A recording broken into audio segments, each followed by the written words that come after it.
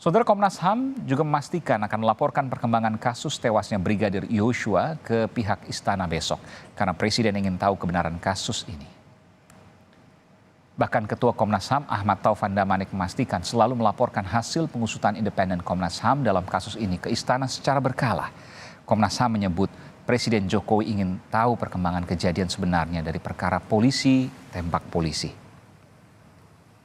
Karena saya beberapa kali juga dikomunikasi oleh pihak istana, ya besok juga kita akan koordinasi lagi, maka itu menjadi catatan buat kami, dalam arti kami akan bekerja lebih sungguh-sungguh lagi untuk tidak saja meyakinkan keluarga tentang apa sebetulnya yang terjadi. Masyarakat juga ingin tahu itu, tapi juga kepala negara kita juga ingin tahu apa sesungguhnya yang terjadi. Saudara, seperti apa proses pemeriksaan ajudan Inspektur Jenderal Polisi Verdi Sambo? Kita telah terhubung dengan jurnalis Kompas TV Dipo Nurbahagia di kantor Komnas HAM Jakarta. Dipo, informasi apa yang akan digali Komnas HAM saat memeriksa untuk pertama kali Bayangkara II, Barada Eliezer?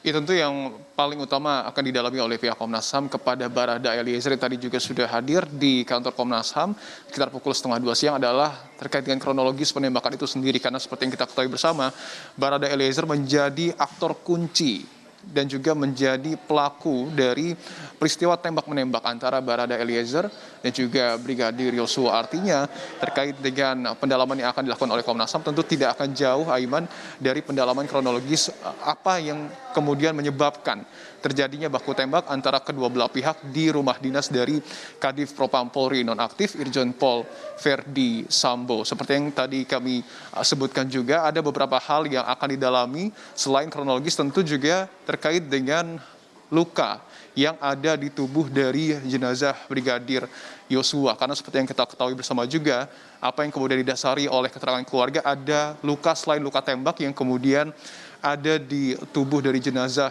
Brigadir Yosua. Artinya ini juga akan kemungkinan besar dikonfirmasi kepada Barada Eliezer. Tidak hanya itu, Aiman, seperti yang juga tadi sudah disampaikan oleh Komisioner Komnas HAM, bahkan ada dugaan jarak tembak yang berbeda kalau dilihat dari karakteristik luka tembak yang ada di tubuh dari Brigadir Yosua. Apakah kemudian ini hanya ada perbedaan ataupun perpindahan tempat menembak ataupun ada pelaku-pelaku lain, tentu kita tidak bisa menyimpulkan sekarang, tetapi tentu ini adalah hal-hal yang kemungkinan besar akan didalami oleh Komnas HAM terkait dengan pemeriksaan kepada para ajudan dari Kadif Propam Polri nonaktif. Selain itu juga kepemilikan senjata, Aiman. Ini juga penting untuk kemudian didalami oleh Komnas HAM. Seperti yang kita ketahui bersama, informasinya bahwa ada senjata Glock 17 yang kemudian digunakan oleh Barada Eliezer, termasuk juga HS-9 yang digunakan oleh Brigadir Yosua. Ini juga yang akan didalami terkait dengan kepemilikan senjata yang digunakan pada saat proses baku tembak terjadi. Tetapi yang juga menarik, Aiman, tidak hanya keterangan yang kemudian disampaikan oleh Barada Eliezer, tetapi juga informasi yang disampaikan oleh ajudan-ajudan lainnya. Tentu ini tidak kalah penting karena seperti yang kita ketahui bersama, ada 7 ajudan dari Kadif Propam Polri nonaktif yang dipanggil oleh Komnas HAM pada hari ini. Artinya kemungkinan besar juga tugas dan juga peran dari masing-masing ajudan ini akan didalami oleh pihak Komnas HAM. Apakah kemudian ada yang bertugas untuk menjaga Irjen Pol Verdi Sambo, termasuk juga menjaga pihak keluarganya, bagaimana kemudian pembagian tugas dan peran, dan tentu yang juga tidak kalah penting adalah bagaimana kemudian pengetahuan dari masing-masing ajudan terkait dengan baku tembak yang terjadi. Karena tentunya seharusnya, karena berada dalam satu tim, mereka harusnya mengetahui peristiwa dan juga sedikit banyak kronologis terkait dengan baku tembak yang terjadi di rumah dinas Kadif Propam Polri nonaktif. Itu adalah sejumlah rangkaian yang kemungkinan besar didalami oleh pihak Komnas HAM. Karena seperti yang kita ketahui juga, sampai dengan saat ini sebenarnya belum ada keterangan resmi dari pihak Komnas HAM terkait dengan hasil dari pemeriksaan kepada 7 orang ajudan dari Kadif Propam Polri nonaktif. Tetapi informasi yang dapat kami kabarkan, informasi terbaru adalah tadi sudah ada beberapa ajudan yang turun. Kalau tidak salah ada 5 ajudan dari Kadif Propam Polri yang turun. Artinya sudah selesai dilakukan pemeriksaan. Artinya jika benar jumlahnya ini 5 yang sudah selesai, tinggal menyisakan 2 ajudan Kadif Propam Polri nonaktif lainnya yang masih menjalani pemeriksaan.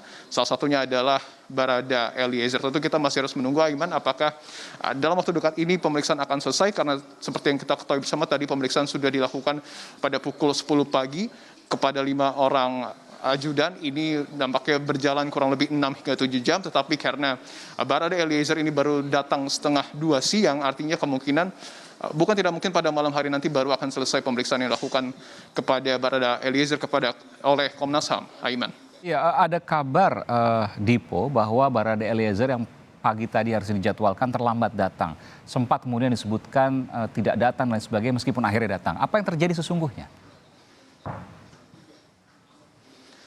Ini juga yang masih nanti akan kita dalami kepada pihak Komnas HAM, Aiman, karena tadi pada saat menyampaikan alasan dari ketidakhadiran ataupun keterlambatan kedatangan dari Barada Eliezer, pihak Komnas HAM belum dapat memastikan apa sebenarnya alasan dari Barada Eliezer ini terlambat datang ke Komnas HAM. Ada kemungkinan-kemungkinan yang memang disampaikan, seperti misalnya mungkin saja sedang menjalani pemeriksaan lain, baik itu dari Barreskrim Polri ataupun dari pihak Polda Metro Jaya, tetapi tadi informasi di awal memang belum ada keterangan resmi yang disampaikan oleh Barada Eliezer kepada Komnas HAM, sehingga Komnas HAM pun tidak mengetahui apa alasan keterlambatan dari Barada Eliezer yang pada akhirnya tiba di kantor Komnas HAM pada pukul setengah 2 siang, Aiman. Iya, memang tadi sempat ramai di pagi hari bahwa Barada Eliezer tidak datang dan sebagainya, meskipun akhirnya datang tapi terlambat. Tentu ini menjadi pertanyaan juga apa yang terjadi sesungguhnya dari apa yang kita lihat cermati belakangan atau beberapa hari ini. Terima kasih Dipo Nurbahagia melaporkan langsung